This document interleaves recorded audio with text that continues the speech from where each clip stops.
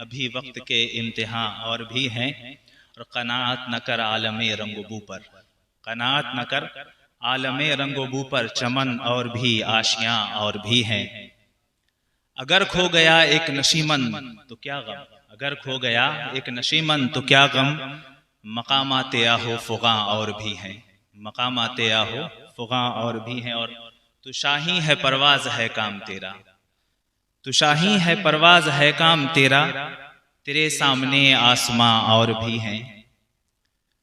और फरमाते हैं इसी रोज़ो शब में उलझ कर न रह जा, इसी रोज़ो शब में उलझ कर न रह जा, कि तेरे ज़मानो मकां और भी हैं। और फरमाते हैं कि गए दिन के तन्हा था मैं अंजुमन में, गए दिन के तन्हा था मैं अंजुमन में, यहां अब मेरे राज़दां और भी हैं, यहां अब मेरे राज़दां और भी हैं। बहुत ही शरफ का मकाम है कि अपने असातिज़ा इकराम की सरपरस्ती में अपने साथियों के साथ अपने इल्मी और करियर के सफर को शेयर करने का मौका मिल रहा है। ये इसलिए भी शर्फ का मकाम है मेरे लिए कि ये जो जमात आज यहाँ नजर आ रही है, यकीनन इनके अंदर वो पोटेंशियल है कि जो फ्यूचर में मुल्क व मिल्लत में रहनुमाई, उसके डेवलपमेंट में नुमाया किरदार, नुमाया रोल प्ले करने की सलाहियत रखती हैं, जिनके बारे में इकबाल कहते हैं कि नहीं मायूस है इकबाल अपनी किश्ते वीरा से, नहीं मायूस है नहीं ना उम्मीद है इकबाल अपनी किश्ते वीरा से, जरा नम हो तो ये मिट्टी बड़ी जरखेज है साकी, जरा नम हो तो ये मिट्टी बड़ी जरखेज है साकी। और आज के का जो मौजू है मेरे लिए बहुत ही खूबसूरत और बहुत ही इम्पोर्टेंट मौजू है, यानी हुकूमती सतह पर तलबे मदारिस की हिस्सेदारी के इम्कानात क्या क्या हैं। मैंने इसको ऑर्गेनाइजर्स से डिस्कस किया और मैंने ये समझने की कोशिश की कि क्या एक्सपेक्ट किया जा रहा है, क्या उम्मीद किया जा रहा है कि इस तरह के मौजू पे खिताब की ज़रूरत महसूस की जा रही है। जाहिर है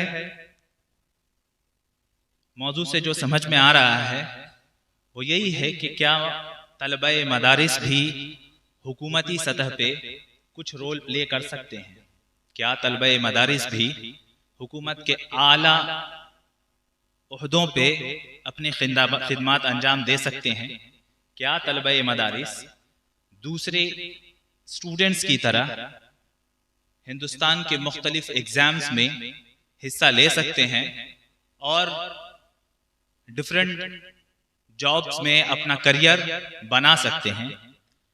तो इसके ऊपर बात करने से पहले मैंने अपनी इस मौजू को कुछ हिस्सों में तकसीम किया है। सबसे पहले मैं बात करना चाहता हूं कि मुझे खिताब का बहुत ज़्यादा एक्सपीरियंस नहीं है, इसलिए बहुत ही टू द पॉइंट बात करूंगा और आपसे तवज्जो चाहूंगा कि आपसे बात करने का मकसद ये है कि आपके जहन में अगर किसी तरह का कोई कंफ्यूजन है, अगर किसी तरह की कोई ख्वाहिश है, तो उसका किसी हद तक जवाब दे सकूं, उसको किसी हद तक क्लियर कर सकूं। इसलिए बहुत ही टू द पॉइंट बात करूंगा। मदरसा के स्टूडेंट्स कौन हैं?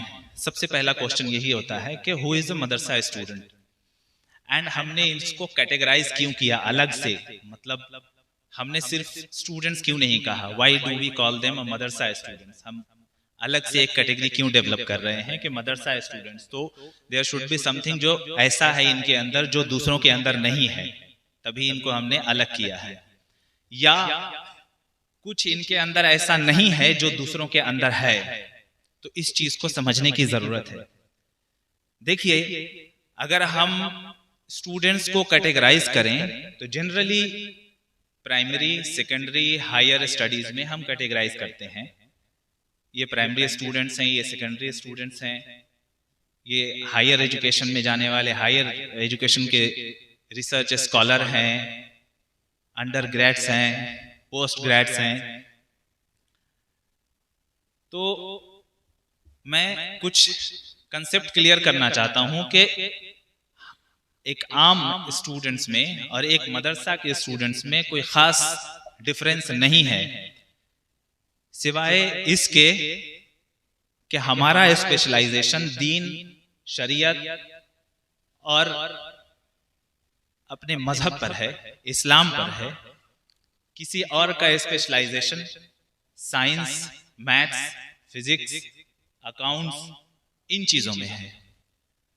उसमें भी अगर हम इब्तिदाई मरहले में देखें तो हम वो सारे उलूम हासिल कर रहे हैं जो दूसरे स्टूडेंट्स हासिल कर रहे हैं। फॉर एग्जाम्पल, अगर हम करिकुलम उठाकर देखें स्कूल का, अच्छे स्कूल का, यानी कि जो हमारे मुल्क के बेहतरीन प्राइवेट स्कूल्स हैं, उनका अगर हम सिलेबस उठाकर देखें तो उनको कम से कम 3 लैंग्वेजेस पढ़ाई जाती हैं, जिसमें 2 लैंग्वेज इंडियन है, एक तो हिंदी और इंग्लिश।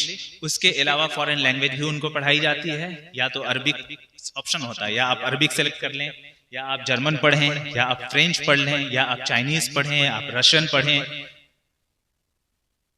इंग्लिश हम पढ़ते हैं, हिंदी भी हम पढ़ते हैं, एक्स्ट्रा में हम उर्दू भी पढ़ते हैं, और एक फॉरेन लैंग्वेज हम अरबिक भी पढ़ते हैं, बल्कि हम तो फारसी भी पढ़ते हैं।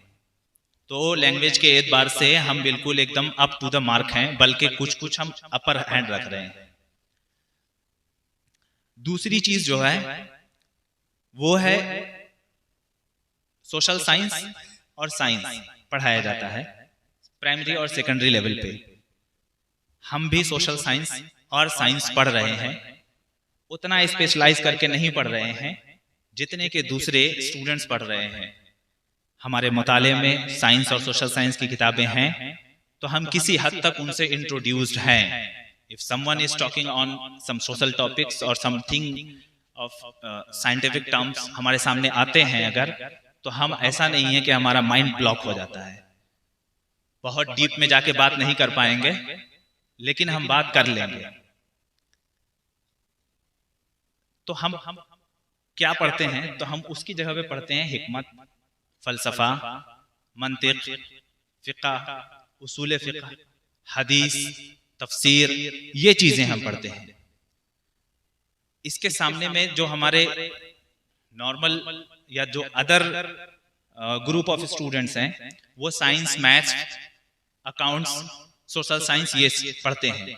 लेकिन अगर हदीस, फिक़ा, मंतिक, तफसीर, इन चीजों पे अगर हम बात उनसे करें तो उनका माइंड ब्लॉक हो जाएगा, वो जरा भी नहीं समझ पाएंगे, वो फॉलो ही नहीं कर पाएंगे क्या बात कर रहे हो, क्योंकि उन्होंने पढ़ा ही नहीं है।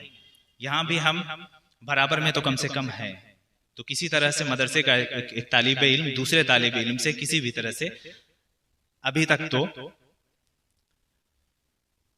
दूसरा एक डिफरेंस होता है लाइफ स्टाइल में। लाइफ स्टाइल में बहुत सारी चीजें आती हैं। हमारी जाहिरी अपीयरेंस कि हम कैसे दिखते हैं, मदरसे के तालिब इल्म को देख के बता देते हैं भाई ये मदरसे वाले हैं, दाढ़ी रखा हुआ है, टोपी रखा हुआ है, शरीयत की पाबंदी है, मदरसे वाले हैं।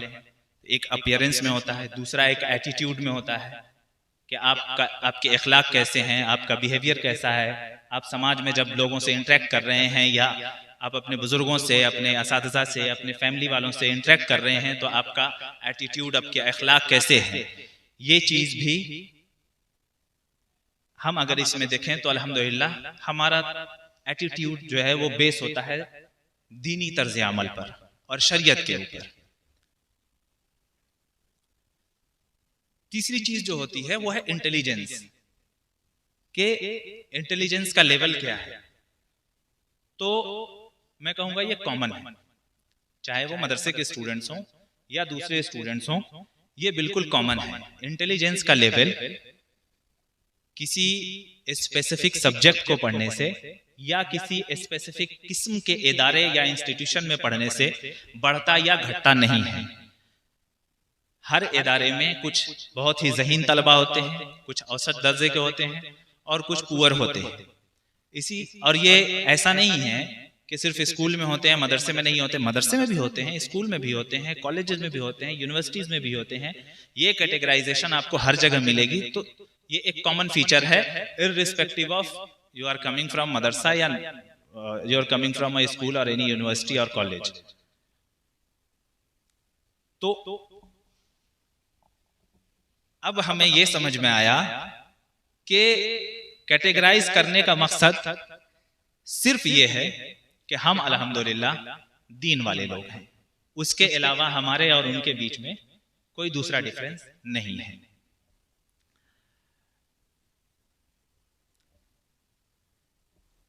अब हम बात करेंगे कि हायर एजुकेशन और उसमें करियर अपॉर्चुनिटीज हमारे लिए क्या है। देखिए, हायर एजुकेशन दो तरह के हैं। जब हम मदरसे में पढ़ते हैं, आलिमियत फजीलत करते हैं, उसके बाद हम ये आलिमियत फजीलत हमारा सेकेंडरी एजुकेशन है, प्राइमरी है, फिर सेकेंडरी है। इसके बाद हम हायर एजुकेशन में जाते हैं जहां तखस्सुस होता है। तो उसमें हमारे पास दो रास्ते होते हैं जहां तक मैं समझ पाता हूं। या तो हम दीनी उलूम में स्पेशलाइज करें, हदीस में, फिक़ह में, तफसीर में हम और मजीद जो है उबूर हासिल करें, या फिर हम दुनियावी उलूम में हायर स्टडीज में जाएं, कॉलेजेस में जाएं, यूनिवर्सिटीज में पढ़ें। तो दुनियावी दीनी उलूम के ऊपर मैं गुफ्तगू नहीं करूंगा। जो दुनियावी उलूम हैं उनको फिर हम लोग जब हायर स्टडीज में जाते हैं तो खास तौर से माशियत के ताल्लुक से हम कैटेगराइज करेंगे, इसको अलग अलग कैटेगरी में रखेंगे। तो हम देखेंगे कि जॉब अपॉर्चुनिटीज कहाँ हैं अगर हम हायर एजुकेशन में जा रहे हैं। तो पैरेलली मैं बात करूंगा कि जिस तरह की जॉब अपॉर्चुनिटीज हैं उसके क्या रिक्वायरमेंट है और पैरेलली हमें उसके लिए क्या पढ़ने की जरूरत है। फॉर एग्जाम्पल, अगर हम देखें तो या तो हम प्राइवेट सेक्टर में जा सकते हैं या गवर्नमेंट सेक्टर में जा सकते हैं, यानी सरकारी नौकरी में, या फिर हम प्राइवेट नौकरी में जाएंगे। प्राइवेट सेक्टर में अगर हम जा रहे हैं तो हमारे पास अपॉर्चुनिटीज हैं, एमएनसीज हैं, मल्टीनेशनल कंपनीज हैं, लैंग्वेजेस हैं, मैनेजमेंट है, मीडिया है, बहुत कुछ है, अपना बिजनेस है, बहुत कुछ है। मतलब सच में बहुत कुछ है, इसको हम काउंट नहीं कर सकते हैं।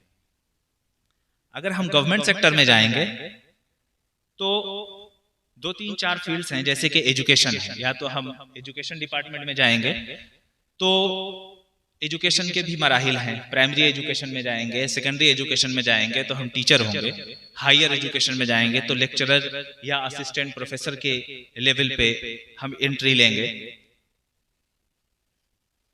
इस तरह से हम टेक्निकल सर्विसेज में जा सकते हैं या हम मेडिकल में जा सकते हैं, डॉक्टर्स बनके, इंजीनियर्स बनके, आर्किटेक्चर्स बनके, या हम 3rd और 4th ग्रेड की जॉब्स पे जा सकते हैं, क्लर्कियल जॉब में या 4th ग्रेड की जॉब में, या फिर हम सिविल सर्विसेज या जुडिशियल सर्विसेज में भी जा सकते हैं जहां आईएएस, आईपीएस, आईआरएस, आईएफएस या जजेस या जो प्रोसिक्यूशन लॉयर्स होते हैं उनके लेवल पे हम एंट्री गवर्नमेंट सेक्टर में ले सकते हैं। इन सबको मैं डिटेल में अलग से थोड़ा बात करूंगा।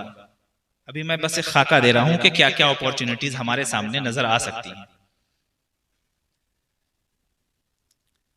इन सब की जो एक कॉमन रिक्वायरमेंट होगी वो होगी क्वालिफिकेशन, अहलियत। किसी भी सेक्टर में जाने के लिए ऐसा नहीं है कि हमने चाहा और हम उसको हासिल कर लेंगे, उसके लिए हमें जरूरी अहलियत हासिल करनी होगी, क्वालिफिकेशन हासिल करनी होगी। फॉर एग्जाम्पल, अगर हम जज बनना चाहते हैं या हम लॉयर बनना चाहते हैं तो हमें एक डिग्री लॉ में करनी होगी, LLB। अगर हम डॉक्टर बनना चाहते हैं तो हमें BUMS या MBBS या BDS या BHMS जैसी डिग्री जो मेडिसिन से रिलेटेड है वो लेनी पड़ेगी। तभी हम प्रैक्टिस कर सकते हैं, या गवर्नमेंट सेक्टर में भी हम ज्वाइन कर सकते हैं। इसी तरह से अगर हम किसी दूसरे फील्ड में सिविल सर्विसेज में जाना चाहते हैं तो आपको ग्रेजुएशन करना है 45% मार्क्स के साथ। दूसरी इसकी रिक्वायरमेंट होगी स्पेशलाइज्ड नॉलेज। आज किसी भी लेवल पे एंट्री बहुत ही कॉम्पिटिटिव माहौल हो गया है। हर जगह पे एंट्री के लिए कंपटीशन के थ्रू, एग्जाम के थ्रू जाना पड़ेगा। उसके लिए उस फील्ड में जिसमें आप जाना चाहते हैं उसका स्पेशलाइज्ड नॉलेज होना जरूरी है, और वही स्पेशलाइज्ड नॉलेज हम डिग्री के थ्रू हासिल करते हैं। यानी अगर हम लॉ में जाना चाहते हैं तो LLB करके कानून की जो समझ जो है हम डेवलप करते हैं, कानून को पढ़ते हैं। मेडिकल में जाना चाहते हैं तो MBBS BUMS करके हम उलूम तिब पर जो है कुछ उबूर हासिल करते हैं। तो ये स्पेशलाइज्ड नॉलेज गेन करने की जरूरत भी है, यानी सिर्फ डिग्री से काम नहीं चलेगा, एग्जाम देना पड़ेगा और वहां परफॉर्म करना पड़ेगा, यानी कि हमारी सलाहियतों को सामने रखना पड़ेगा। तीसरी रिक्वायरमेंट है जो अभी मैंने बताया कि एंट्री एग्जाम या इंटरव्यू या एग्जाम प्लस इंटरव्यू या मल्टी एग्जाम्स प्लस इंटरव्यू, यानी 2 बार एग्जाम फिर इंटरव्यू। फॉर एग्जांपल अगर आप सिविल सर्विसेज में जाना चाह रहे हैं तो 2 एग्जाम प्लस इंटरव्यू, कहीं सिर्फ इंटरव्यू पे, कहीं कुछ मेरिट प्लस इंटरव्यू पे, लेकिन हर जगह आपका टेस्ट ऑफ नॉलेज जरूरी है और वो होगा। अब जो मैंने पहली रिक्वायरमेंट रखी कि क्वालिफिकेशन, तो क्वालिफिकेशन कहां से आएगा? अल्हम्दुलिल्लाह सुम्मा अल्हम्दुलिल्लाह कि अल-जामिअतुल अशरफिया से अगर हम फजीलत करते हैं या हम आलमियत करते हैं तो मुल्क की बेहतरीन सेंट्रल यूनिवर्सिटीज में हमारा एडमिशन, ये यहाँ की डिग्री का रिकॉग्नाइज्ड है, उसका इल्हाक है और हम एडमिशन ले सकते हैं। हमें किसी मजीद डिग्री की जरूरत नहीं पड़ेगी, एक्सेप्ट ये कि कुछ छोटे छोटे कॉलेजेस हैं, लेकिन जो मुल्क की बेहतरीन यूनिवर्सिटीज हैं, सेंट्रल यूनिवर्सिटीज हैं, जामिया, JNU, AMU, हमदर्द या बनारस हिंदू यूनिवर्सिटी या दिल्ली यूनिवर्सिटी जैसे कॉलेजेस में अगर हम एडमिशन लेना चाहते हैं तो हमारा मादर इल्मी हमें फुल्ली इक्विप करके भेज रहा है, हमारी डिग्री रिकॉग्नाइज्ड है अल्हम्दुलिल्लाह बहुत सारे सब्जेक्ट्स में, और जनरली आर्ट्स के सारे सब्जेक्ट्स में, लॉ में भी कहीं कहीं है, जैसे कि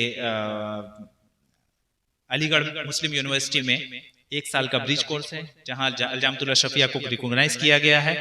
हम 1 साल वहां पढ़ते हैं तो वो हमें डिफरेंट अपनी चॉइस के हिसाब से एग्जाम की तैयारी भी करवाते हैं, और फिर हमें टेक्निकल एजुकेशन में भी जाने की डिग्री अहलियत मिल जाती है, यानी डिप्लोमा वगैरह भी कर सकते हैं, और लॉ के एंट्रेंस में भी बैठने की अहलियत हमारे पास आ जाती है।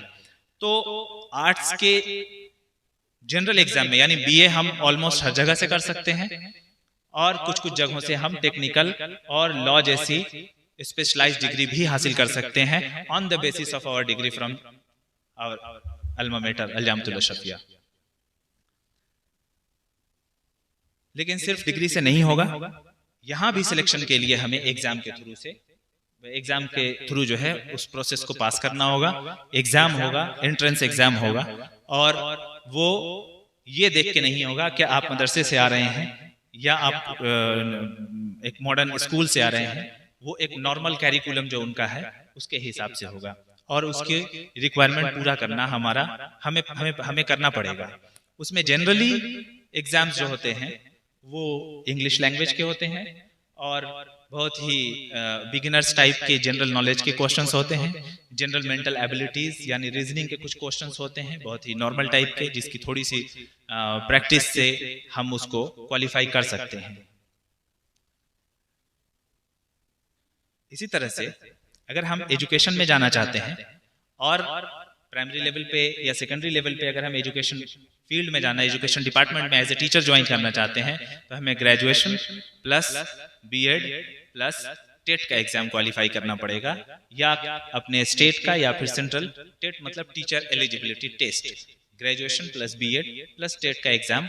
अगर हम हायर एजुकेशन में जाना चाहते हैं तो graduation plus post graduation plus NET का एग्जाम क्लियर करना पड़ेगा, यानी नेशनल एलिजिबिलिटी टेस्ट, जो हायर एजुकेशन में जाने के लिए एक कंपलसरी अहलियत है। इसी तरह से हम अगर टेक्निकल सर्विसेज में जाना चाहते हैं तो हमें डिप्लोमा या बीटेक या बीआर्क जैसी डिग्री हासिल करनी होगी।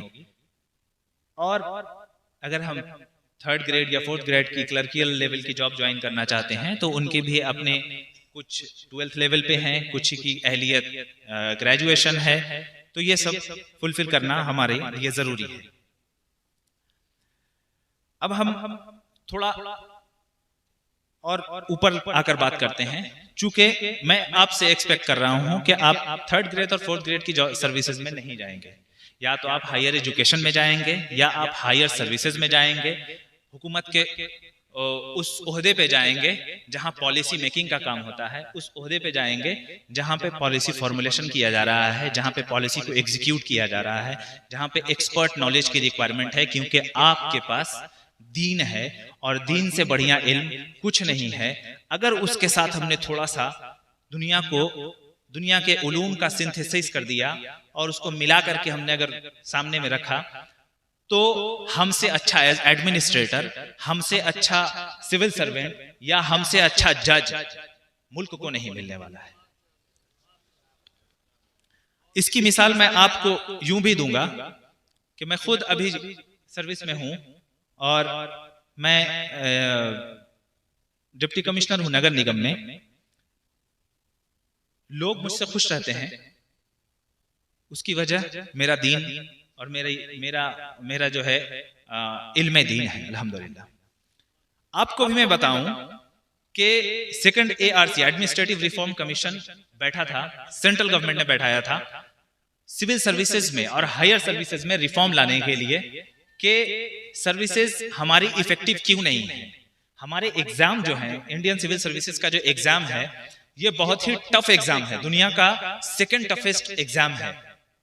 फिर भी अगर हम क्वालिटी ऑफ ऑफिसर्स देखें तो बहुत पीछे हैं। इतना टफ एग्जाम लेकर, टफ एग्जाम लेने का मतलब है we are selecting the cream, the best, सबसे अच्छे ऑफिसर्स हम सिलेक्ट करके ला रहे हैं। और सर्विस में आने के बाद क्या प्रॉब्लम है कि उनकी परफॉर्मेंस घट जा रही है, क्या रीजन है कि वो अच्छा नतीजा नहीं दे पा रहे हैं। इसको टेस्ट करने के लिए 2nd administrative reform commission government of India ने बैठाया था और उसने एक पेपर यूपीएससी में इंट्रोड्यूस किया, जिसको अब सारे ही स्टेट के पब्लिक सर्विस कमीशन जो है अपने अपने स्टेट में भी इंट्रोड्यूस कर रहे हैं। और उसमें उन्होंने रखा कि जो हमारे कैंडिडेट्स हैं इनका एथिक्स, मोरालिटी और इंटीग्रिटी चेक किया जाए, यानी इनके अखलाक की, इनके किरदार की, इनकी ईमानदारी की का भी टेस्ट होना चाहिए, इसका भी इम्तिहान होना चाहिए। और बाज़ाब्ते इस पे एक पेपर आया है 250 मार्क्स। समझ लीजिए कि जो चीजें गवर्नमेंट इंट्रोड्यूस कर रही है वो सिखाने के लिए मजहब से अच्छा जरिया कुछ नहीं हो सकता, और वो चीज हमें मजहब सिखा कर भेजता है। तो एक पेपर तो तैयार है, एक पेपर हमारा तैयार है। ट्रस्ट मी, मैंने इस पेपर में बहुत कम मेहनत की है, क्योंकि कहते हैं कि आपकी जैसी जो एग्जाम बोर्ड में जो बैठते हैं, बोर्ड मेंबर्स जो होते हैं 4-5 लोग, वो इतने एक्सपर्ट होते हैं और इतना घुमा करके आपसे पूछेंगे कि आप वहां पे सुपरफिशियल या कुछ फेक नहीं बोल सकते हैं, जो अंदर है वो ऑटोमेटिकली निकल के आ जाएगा। तो जिस भी एंगल से उन्होंने मुझे टेस्ट करके देखा तो उनको लगा कि नहीं, ये एथिक्स की तैयारी करके आया है। तो ये चीज सरकार चाहती है, गवर्नमेंट चाहती है कि हमारे ऑफिसर्स के अंदर एथिक्स और मोरालिटी हो, और वो एथिक्स और मोरालिटी हमें मजहब सबसे पहले सिखा देता है।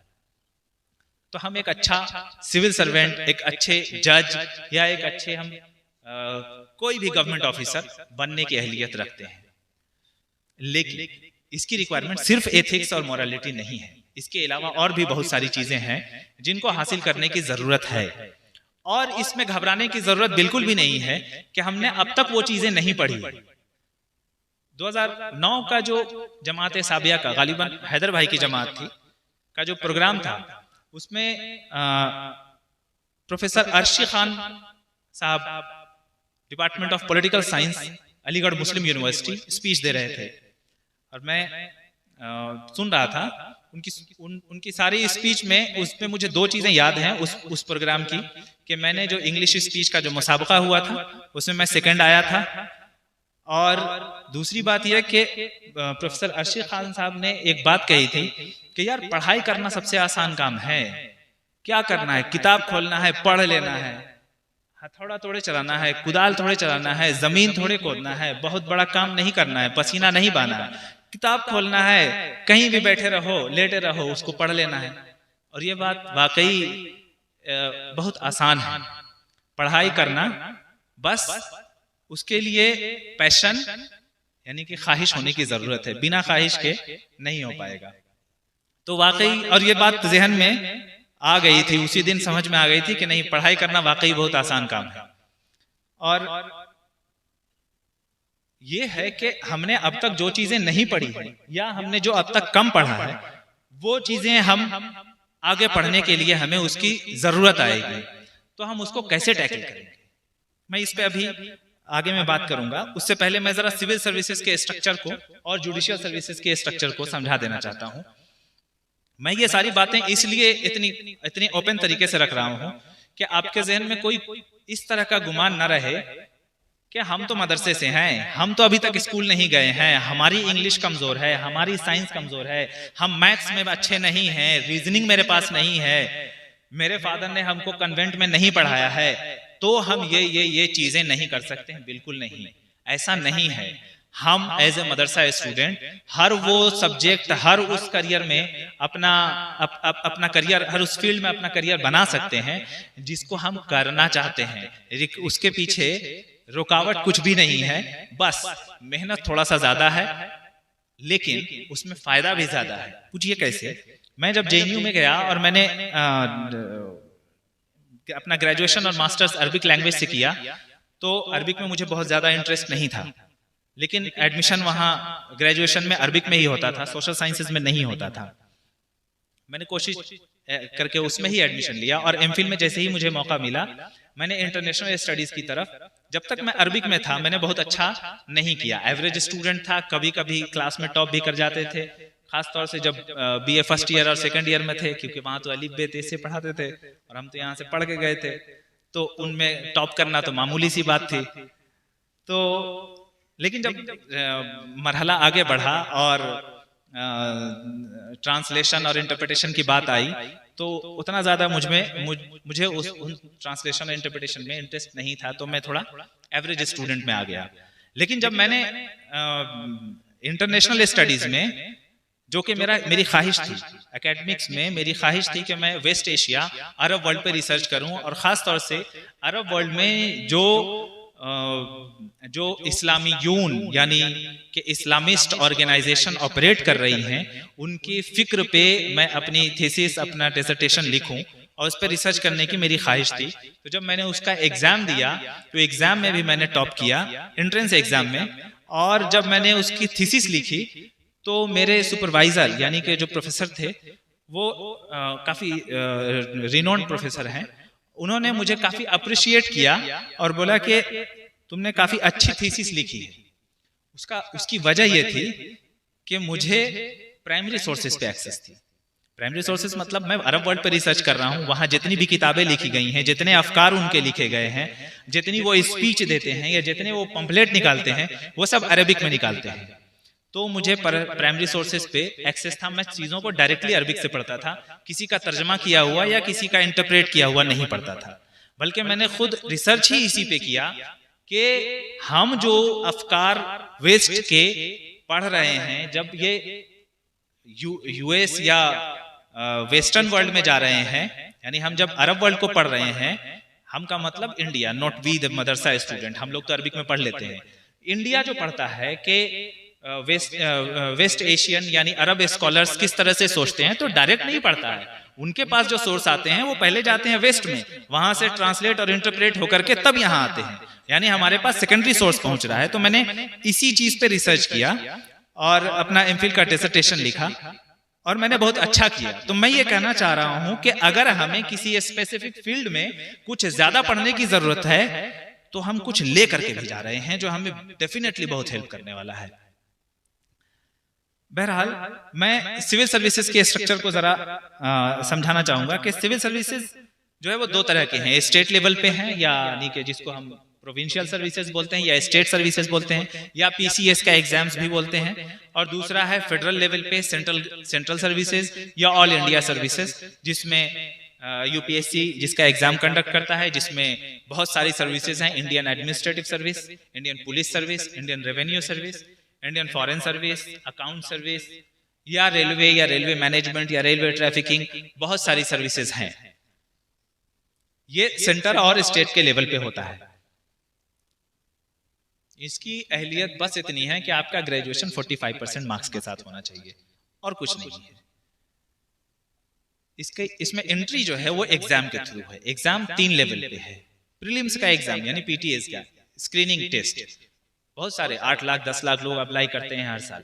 अब 8 लाख 10 लाख लोगों का तो मेंस एग्जाम डिटेल एग्जाम लेने से रहे तो उनका एक स्क्रीनिंग टेस्ट होता है, प्रिलिमिनरी एग्जाम, जिसमें मान लीजिए 80% स्टूडेंट छट जाते हैं, 20% का फिर मेंस एग्जाम होता है। वही मेन एग्जाम होता है जिसके बेसिस पे आपकी मेरिट लिस्ट बनती है, और जो मेंस एग्जाम क्वालिफाई करते हैं उनके लिए फिर पर्सनालिटी टेस्ट, जिसको इंटरव्यू बोलते हैं, वो होता है। यानी कि पर्सनालिटी टेस्ट आपको टेस्ट करते हैं कि ये गवर्नमेंट सर्विसेज में हायर पोस्ट पे जाने की अहलियत रखते हैं कि नहीं, इनकी ज़हनात कैसी है, इनका एटीट्यूड क्या है, सोचते कैसे हैं, हाँ, ये सब चीजें वो टेस्ट करते हैं। नॉलेज में जो ये टेस्ट करते हैं वो कहा जाता है civil services is something about everything, यानी हर चीज के बारे में थोड़ा थोड़ा नॉलेज होना जरूरी है। सिविल सर्विसेज में कहते हैं कि यूपीएससी कुछ भी पूछ लेता है। अगर हम ये कहें कि इसका कोई सिलेबस है, इसका कोई निसाब है, तो हाँ यूपीएससी ने दे रखा है, लेकिन अगर यूपीएससी अपने निसाब से हटकर क्वेश्चन करता है तो कोई भी यूपीएससी को क्वेश्चन करने वाला नहीं है कि आपने अपने निसाब से बाहर क्यों पूछा, क्योंकि उसके एग्जाम के बारे में, जैसा कि मैंने कहा, समथिंग अबाउट एवरीथिंग, हर चीज के बारे में थोड़ा थोड़ा जानना जरूरी है, और इसी को जनरल नॉलेज बोलते हैं, जनरल स्टडीज बोलते हैं। चाहे वो साइंस हो, चाहे वो मैथ्स हो, इकोनॉमिक्स हो, ज्योग्राफी है, पॉलिटी है, हिस्ट्री है, सब कुछ के बारे में लगभग थोड़ा थोड़ा, बहुत ज्यादा डीप जानने की जरूरत नहीं है, थोड़ा थोड़ा। दूसरी चीज इसमें टेस्ट होती है जनरल मेंटल एबिलिटी टेस्ट, जिसको रीजनिंग भी बोलते हैं, कि हमारी मेंटल प्रोसेस क्या है, हम कितना फास्ट सोचते हैं, कितने डिफरेंट तरह से सोचते हैं, हमारे सामने कोई पजल आता है तो हम उसमें कैसे रिएक्ट करते हैं, हमारे सामने कोई डेड एंड आ जाता है कि अब समझ में नहीं आ रहा आगे क्या करें, तो ऐसे में हम क्या रिएक्ट करेंगे, इन सब चीजों का जो टेस्ट है उसको जनरल मेंटल एबिलिटी टेस्ट बोलते हैं। इसका भी एग्जाम होता है। दूसरा, उसमें एक लैंग्वेज कंपलसरी है कि आपके पास जो 22 इंडियन लैंग्वेजेस हैं जो कि हमारे कॉन्स्टिट्यूशन में शामिल हैं, उनमें से कोई एक लैंग्वेज होनी चाहिए। उसके बाद एक सब्जेक्ट होता है जो स्पेशलाइज्ड होना चाहिए, यानी उसमें बहुत डीप में जाकर आपसे क्वेश्चन किया जाएगा, और वो सब्जेक्ट सेलेक्ट करने की आपको आजादी होती है। आप चाहें तो उसमें हिस्ट्री, ज्योग्राफी, उर्दू या हिंदी, इंग्लिश, कोई भी सब्जेक्ट आप, सिवाय फॉरेन लैंग्वेजेस के। फॉरेन लैंग्वेजेस मतलब चाइनीज, फ्रेंच, अरबिक या पर्शियन, इन लैंग्वेजेस के अलावा कोई भी इंडियन लैंग्वेज या कोई भी सब्जेक्ट आप अपनी मर्जी से सिलेक्ट कर सकते हैं कि मुझे इसमें डिटेल में टेस्ट लिया जा सकता है मुझसे, तो उस स्पेसिफिक एक सब्जेक्ट का डिटेल टेस्ट होगा।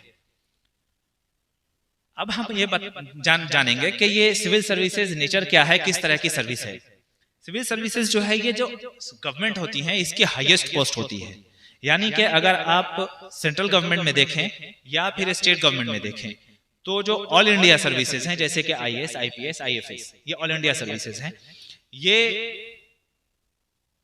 यूपीएससी सिलेक्ट करके डिफरेंट स्टेट में सेंटर की तरफ से कार्डर एलोकेट करके ऑफिसर्स को भेजते हैं, और ये अपने महकमे में जहां भी होते हैं टॉप पे होते हैं, यानी कि एकदम हाईएस्ट पोजीशन पे होते हैं। तो इनके पास क्वालिटीज और इनकी जो सलाहियतें भी जो है वो भी वैसी ही होनी चाहिए कि अपने हायर अथॉरिटीज को कैसे मैनेज करना है, अपने जूनियर्स को कैसे मैनेज करना है और उनसे काम लेना है।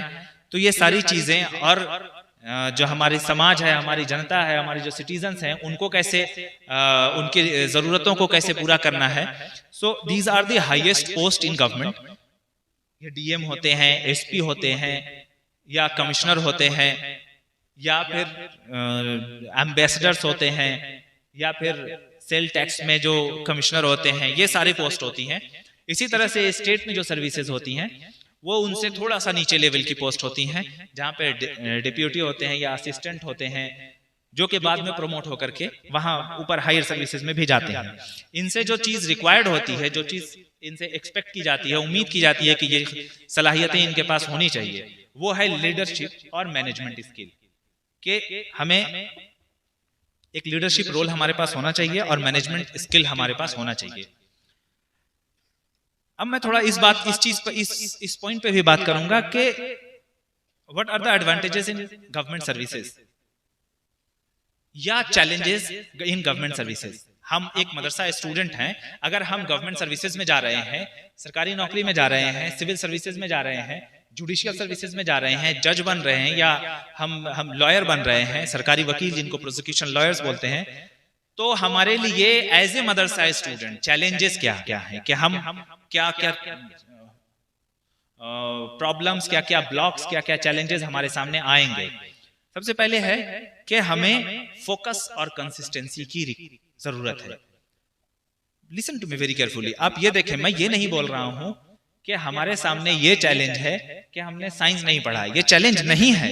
इनफैक्ट ये चैलेंज नहीं है। हमने मैथ्स नहीं पढ़ा, ये चैलेंज नहीं है। नहीं पढ़ा है तो क्या हुआ, अब पढ़ लेंगे, अभी तो टाइम है, हमें तो कोई जल्दी है नहीं, हम अब पढ़ लेंगे। लेकिन चैलेंज जो है वो है फोकस, यानी कि हम कंसिस्टेंसी के साथ एक ही चीज पे फोकस करके पढ़ाई कर सकें, जरूरत के तहत अपने वक्त का इस्तेमाल करें, गैर जरूरी चीजों में अपने वक्त को बर्बाद ना करें, उससे फोकस खत्म होगा। कंसिस्टेंसी यानी रेगुलर हम पढ़ाई करते रहें। ऐसा नहीं है कि 2 दिन पढ़ा फिर 3 दिन गायब, फिर 4 दिन पढ़ा फिर 5 दिन गायब। कंसिस्टेंसी का मतलब है कि धीरे धीरे धीरे धीरे चलते रहेंगे, कछुए की चाल ही चलेंगे लेकिन चलते रहेंगे। That is consistency. दूसरी चीज है रोल मॉडल का होना और गाइडेंस का होना, बहुत जरूरी है। अगर if you don't know the destination, any road will guide to our destination. अगर हमें पता ही नहीं है कि हमें कहाँ जाना है तो फिर निकल लो और चलते रहो, मंजिल मिलेगी नहीं। दिन भर चलेंगे और रात को ये सोचकर खुश हो लेंगे कि हम तो आज दिन भर चले हैं, मेहनत किया है, लेकिन नतीजा कुछ भी नहीं होगा, क्योंकि मंजिल से करीब होना ही मकसद है और मंजिल ही नहीं पता है तो हम करीब कहां से होंगे। इसलिए मंजिल का होना जरूरी है और रोल मॉडल का होना जरूरी है कि मंजिल पर अगला कैसे पहुंचा है, और गाइडेंस का होना जरूरी है कि मेरी स्पेसिफिक कंडीशन और मेरी अपनी जरूरत और सलाहियतों को देखते हुए मेरे लिए क्या क्या रिक्वायरमेंट है उस टारगेट को हिट करने के लिए।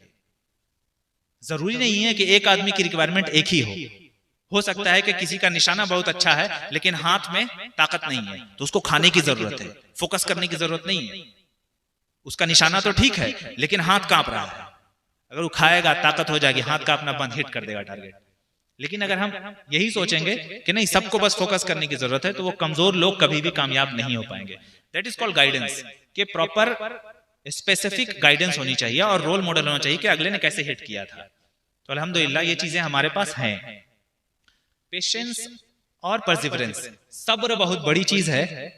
ऐसा नहीं है कि हम आज गए और कल लेके रिजल्ट आ गए। 2009 में मैं यहां से गया था, 2 साल मैंने रह करके जेएनयू की तैयारी की। जामिया हजरत निजामुद्दीन औलिया से मैंने तखस्सुस किया और उस दौरान मैंने जेएनयू की तैयारी की। जेएनयू बीए फर्स्ट ईयर में एडमिशन लेना is competing with any other students coming from DPS या कोई भी अच्छे स्कूल्स जो हैं, ऐसे स्कूल्स से आने वाले स्टूडेंट्स के साथ कंपीट करना है। मी कमिंग फ्रॉम मदरसा हम नहीं कर सकते थे, तो मैंने क्या किया, मैंने कहा आप रुको, let me prepare my self कि मैं आपके साथ आकर के कंपीट कर सकूं। तो मैंने 2 साल टाइम दिया, सिर्फ जेएनयू की तैयारी किया। उसके बाद जब एग्जाम में बैठे तो पार हो गए, अल्हम्दुलिल्लाह सिलेक्शन हो गया।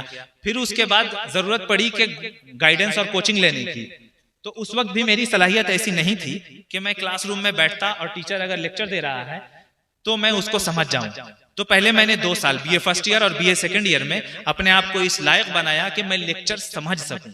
ऐसा नहीं बनाया कि हमको एग्जाम क्वालिफाई कर ले, लेक्चर समझने के लायक बनाने के लिए मैंने 2 साल दिया अपना, एंड ट्रस्ट में बहुत ईमानदारी से दिया। फिर जब एग्जाम लेक्चर समझने के लायक हुए, थर्ड ईयर में मैंने कोचिंग ज्वाइन की और 1 साल पढ़ाई करके एग्जाम दिया, नहीं निकला। दूसरा बार एग्जाम दिया, नहीं निकला। तो मैंने तीसरी बार ब्रेक लिया कि अब एमए मेरा सेकंड ईयर आ गया है, आगे मुझे अपनी हायर स्टडीज भी करनी है, उसके लिए मुझे अपनी कुछ माशी तौर पे भी अपने आप को स्टेबल करना है। और मैंने 1 साल गैप लेकर के जेआरएफ का एग्जाम क्वालिफाई किया और एमफिल में एडमिशन लिया, ताकि आगे मेरा एकेडमिक्स भी चलता रहे और पॉकेट खर्च भी अपना निकलता रहे। तो फिर उसके बाद दोबारा से उठ करके मैंने 2018 में एग्जाम दिया और 18 में मेरा पीटी भी निकला, मेंस भी निकला, अल्हम्दुलिल्लाह मैंने क्वालिफाई भी कर लिया। फिर भी सेटिस्फाई नहीं हुआ, मैंने 20 में फिर से एग्जाम दिया, पीटी भी नहीं निकला। अभी मैं सोच रहा हूं कि फिर एग्जाम दूं। तो ये इसलिए बता रहा हूं कि दिस इज सब्र, पेशेंस, परसिवरेंस। उतावला नहीं होना है, हमें सब्र के साथ मेहनत करते हुए धीरे धीरे धीरे धीरे आगे बढ़ते रहना है। टारगेट तो किसी दिन हिट हो जाएगा।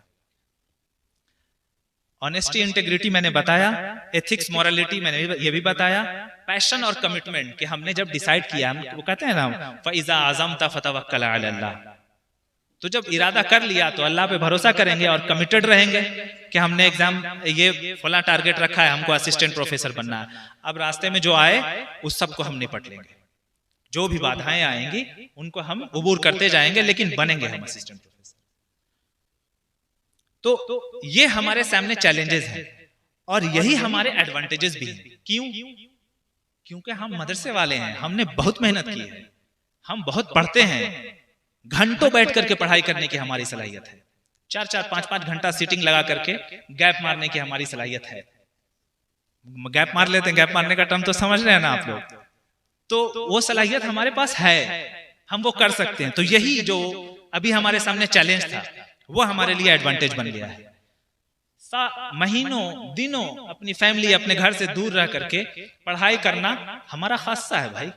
हम पढ़ेंगे, हम कर लेंगे, तो यही हमारे लिए एडवांटेज है। एथिक्स और मोरालिटी जो अभी हमारे लिए चैलेंज था वो हमें दीन ने सिखाया है, तो यही हमारी एडवांटेज भी है, यही हमारी खूबी भी है। तो एक चीज है, कहते हैं कि अपनी वीकनेस को अपनी स्ट्रेंथ बना लेना। हम ईमानदार हैं, हम बहुत शरीफ हैं। जब कॉलेज में जाते हैं, मैं जब जेएनयू में गया तो वहां वो जेएनयू में मोस्टली सोशलिज्म और लेफ्ट वाले लोग हैं, लेफ्ट थॉट रखने वाले, और उनकी दाढ़ी होती है, वो रखते हैं, गमछा रखते हैं, दाढ़ी रखते हैं। तो मैं जब एडमिशन लेने गया, मुझे वहां पे एक साहब के साथ लगा दिया गया कि ये आपको हेल्प करेंगे, और मैं उनको बार बार सलाम अलैकुम कह रहा हूँ और मुझे वालेकुम सलाम कह रहे हैं एकदम बेहतरीन तरीके से। तो बाद में जब एडमिशन लेकर के आए, जिन्होंने मुझे भेजा था उनके पास, तो वो बोल रहे हैं कि हाँ जी, अब आप इनसे मिले। तो मैंने कहा हाँ, इनसे तो मिले, इनको तो बहुत हेल्प किया इन्होंने मेरी। अच्छा विक्रम, तुमने ये किया? हाँ। अरे यार सही है। हम बोले देखो, विक्रम को भी हम सलाम करते फिर रहे हैं। तो यही था कि हम शरीफ है ना। लोग कहते हैं कि यार आप बहुत शरीफ हैं, आप टोपी लगाते हैं, आप दाढ़ी लगाते हैं, दाढ़ी रखे हुए हैं, आप तो पार्टीज में नहीं आते हैं, आप घूमने के लिए दिल्ली की सड़कों पे नहीं चलते हैं, आप दिन भर लाइब्रेरी में बैठे रहते हैं। तो हाँ, ये मेरी, आपको लगता है ये मेरी वीकनेस है, हम इसको अपना एडवांटेज बना लेंगे और बैठे रहेंगे लाइब्रेरी में, हमको जाने नहीं है। हम अगर शरीफ होना, मेरी अगर वीकनेस आपको दिखती है, तो वही शराफत हमको घंटों बैठा करके पढ़ाई करवाएगी, अपने वक्त का सही इस्तेमाल करवाएगी, जिससे हमें नतीजा सामने नजर आएगा। और मैं बात करना चाहूंगा इस पर भी कि हमें सिविल सर्विसेज क्यों ज्वाइन करना चाहिए या जुडिशियल सर्विसेज क्यों ज्वाइन करना चाहिए। देखिए, पॉलिसी फॉर्मुलेशन हिंदुस्तान की तरक्की में एक बहुत ही अहम मरहला है। सरकार ऊपर से पॉलिसी बनाती है, डिसीजन लेती है, उसके इंप्लीमेंट करने के लिए गवर्नमेंट सर्वेंट यानी कि सिविल सर्वेंट होते हैं। उस लेवल पे अगर हम बात करें रिप्रेजेंटेशन की और डाटा उठा करके देखें, तो सच्चर कमेटी रिपोर्ट कहती है, आप भी जानते हैं कि मुसलमानों की जो सिचुएशन है हिंदुस्तान में, वो किसी भी निचले तबके SC ST से भी अबतर है। ये एक रिपोर्ट है। दूसरी रिपोर्ट, हम जानते हैं कि 2011 का सेंसस के हिसाब से हिंदुस्तान में मुसलमानों की आबादी 15% के लगभग है। लेकिन दूसरे सेंसस और दूसरे रिकॉर्ड बोलते हैं कि 17 से 18% मुसलमान हिंदुस्तान में हैं।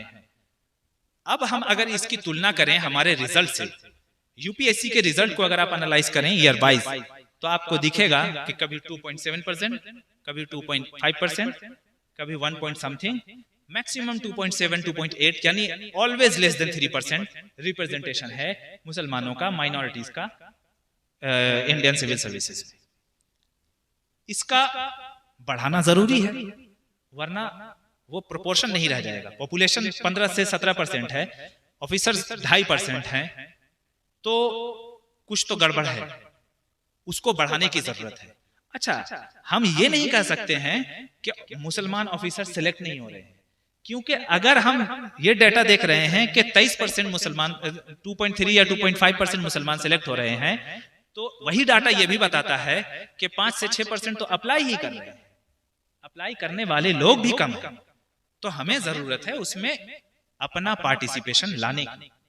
और जैसा कि मैंने सबसे शुरू में कहा कि अगर हम एक सिविल सर्वेंट बनते हैं, हम गवर्नमेंट के ओहदों पे, आला ओहदों पे फाइज होते हैं, तो ना उससे सिर्फ मिल्लत का बहबूद है, बल्कि उससे कौम का और कौम के उन तबकों का, उस क्लास का जो कि हमारे समाज के सबसे डाउन ट्रोडन, सबसे निचले और सबसे कमजोर तबका है, उनका भला है। क्योंकि हमें इंसाफ आता है, हमारे अंदर ईमानदारी है, हमारे अंदर इंटीग्रिटी और एथिक्स है।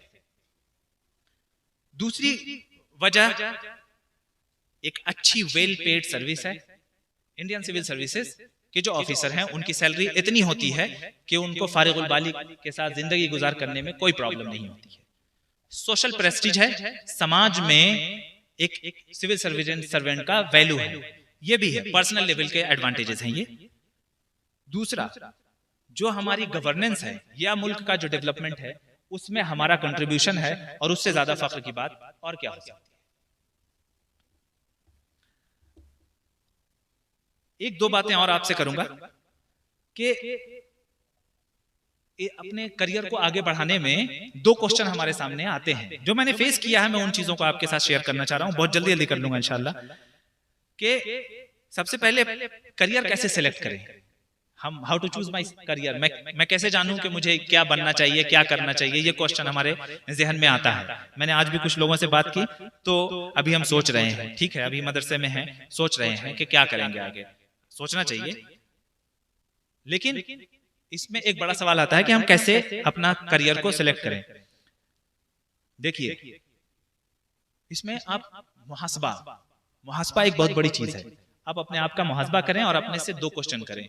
आप क्या करना चाहते हैं, जब जवाब आवे कि हम ये करना चाहते हैं, तो पूछे क्यों करना चाहते हैं, तो आपको जवाब मिलेगा कि आप किस फील्ड में जाना चाहते हैं। फॉर एग्जाम्पल, मैंने जब सिविल सर्विसेज की तैयारी की, तो मैंने ये पूछा कि मैं क्या करना चाहता हूं, तो इतना फॉर्मली नहीं, ये तो मैंने अब डेवलप किया है, लेकिन एक तरह से इसी तरह की चीज थी कि मैं क्यों सिविल सर्विसेज करना चाहता हूं। तो मुझे लगा कि सिविल सर्विसेज सबसे हाईएस्ट जॉब है और मुझे चैलेंज कबूल है, मतलब मैं हाईएस्ट लेवल की नौकरी करना चाहता हूं और इसमें मुझे समाज में कुछ करने का मौका मिलेगा और मेरे पास इतनी सलाहियत, इतने पावर होंगे एज अ गवर्नमेंट सर्वेंट कि मैं समाज में उन लोगों के लिए कुछ कर पाऊंगा जिनके साथ में किसी हद तक किसी तरह का डिस्क्रिमिनेशन या उनका किसी तरह का शोषण किया जा रहा है। तो ये सारी चीजें थी why I choose civil services as my career. दूसरा क्वेश्चन जो हमारे सामने आता है कि पढ़ाई कैसे करें, पढ़ाई कैसे करें। इसमें हम कहेंगे कि प्रायोरिटी सेट करें, सबसे पहले प्लान बनाएं। मैंने कहा ना कि अगर पता नहीं है कि कहाँ जाना है तो हम कहीं भी चले जाएंगे और रात में सो जाएंगे कि हम तो दिन भर चले हैं।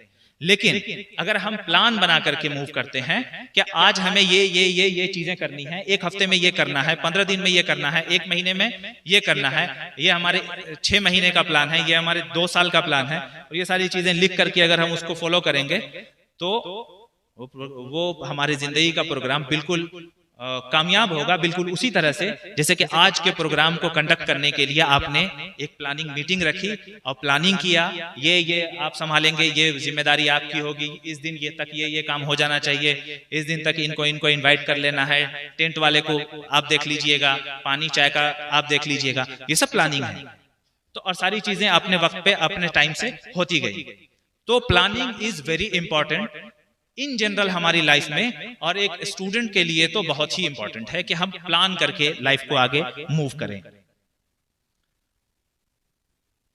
दूसरा, पढ़ाई कैसे करें। कभी बीच में ऐसा लगता है कि हम फ्रस्ट्रेट हो रहे हैं, थक रहे हैं पढ़ करके, तो वैसे में टारगेट नजर आएगा, टारगेट को देखेंगे और उस टारगेट को हिट करने के बाद जो नतीजा मिलने वाला है उस नतीजे को देखेंगे तो किसी हद तक हम रिवाइव हो जाएंगे और दोबारा से उठ करके चलने के लिए तैयार होंगे।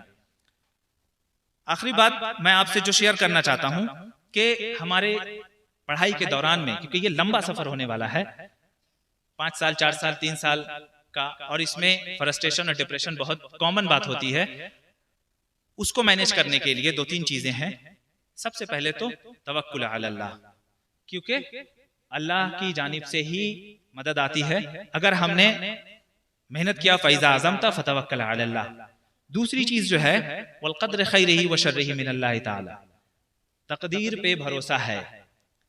बहुत लोग ऐसे भी हैं कि 6-6 साल बहुत मेहनत करके भी सारा अटेम्प्ट खत्म कर दिया, 3-3 4-4 बार इंटरव्यू दिया, सिलेक्शन नहीं हो रहा है। भाई किस्मत में नहीं है, मान लीजिए ना, लेकिन फिर कैसे कहते हैं कि भूख को अपना मुकद्दर मानकर मत बैठ तू, एक परिंदा दूर तक जाता है दाने के लिए। तो तकदीर पे भरोसा है, लेकिन तकदीर को किस्मत मान करके बैठे नहीं रहना, मेहनत करते रहना है। नहीं हुआ भाई, किस्मत में नहीं था, तो तकदीर पर ईमान जितना मजबूत होगा फ्रस्ट्रेशन नहीं आने वाला है। दूसरी चीज खुद पे भरोसा, यानी सेल्फ कॉन्फिडेंस, खुद एतमादी होनी चाहिए कि हम निकाल लेंगे यार, आज नहीं हुआ तो क्या हुआ, आगे होगा, अभी नहीं हुआ तो क्या हुआ, बाद में होगा, हो सकता है कि अभी हमने कुछ गलती की थी। चौथी और आखिरी चीज है कि अपनी गलतियों का मुहासबा करना और उनका इजाला करना। सिर्फ चलते रहेंगे तो कुछ नहीं होगा, हम गिरे तो हमें देखना पड़ेगा कि क्यों गिरे, सारा में पत्थर था या हमने गलत कदम रखे थे या किसी ने ढेला मार दिया, क्या कारण था, और उस वजह को एलिमिनेट करना होगा, उसका इजाला करना होगा, तब हम फिर आगे उस मंजिल को पार कर पाएंगे, वरना फिर आगे वहीं। तो ये चंद बातें हैं जो अभी अपने टॉपिक के हवाले से मैंने आपसे शेयर करने की कोशिश की है, और आई होप कि किसी हद तक मेरी गुफ्तगू फायदेमंद होगी आपके लिए, और मुस्तकबिल में भी मैं ये जान रहा हूँ कि आपके अंदर बहुत पोटेंशियल है, बहुत सलाहियतें हैं, और आप लोग कुछ भी कर सकते हैं, और आपके सामने पूरा आसमान जो है अभी पूरा है, आप किसी हद तक भी आपकी परवाज जो है वो your flight is the limit is only the sky, कहीं भी आप जा सकते हैं, कुछ भी कर सकते हैं। और अल्हम्दुलिल्लाह जिस इदारे से और जिस इल्म दीन से मुलविस होकर जा रहे हैं, आगे इल्हाद जैसी चीजें इंशाअल्लाह हमारे रास्ते में नहीं आने वाली हैं। आखिरकार आपको अगर किसी तरह की कोई गाइडेंस की जरूरत पड़े अपने आगे के करियर में, तो भी आप हमसे बात कर सकते हैं। मेरा नंबर यहाँ के कुछ तलबा के पास है। इन्हीं चंद बातों के साथ और इस शेर के साथ मैं अपनी बात खत्म करूंगा कि दिगर गूं है जहां तारों की गर्दिश तेज है साकी, दिगर गूं है जहां तारों की गर्दिश तेज है साकी, दिले हर जर्रा में गुगाए रस्ता खेज है साकी, और नहीं ना उम्मीद है इकबाल अपनी किश्त वीरा से, नहीं है ना उम्मीद इकबाल अपनी किश्त वीरा से, जरा नम हो तो ये मिट्टी बड़ी जरखेज है साकी। अस्सलामु अलैकुम, अस्तगफिरुल्लाह रब्बी मिन कुल्लि ज़ंबिन व अतूबु।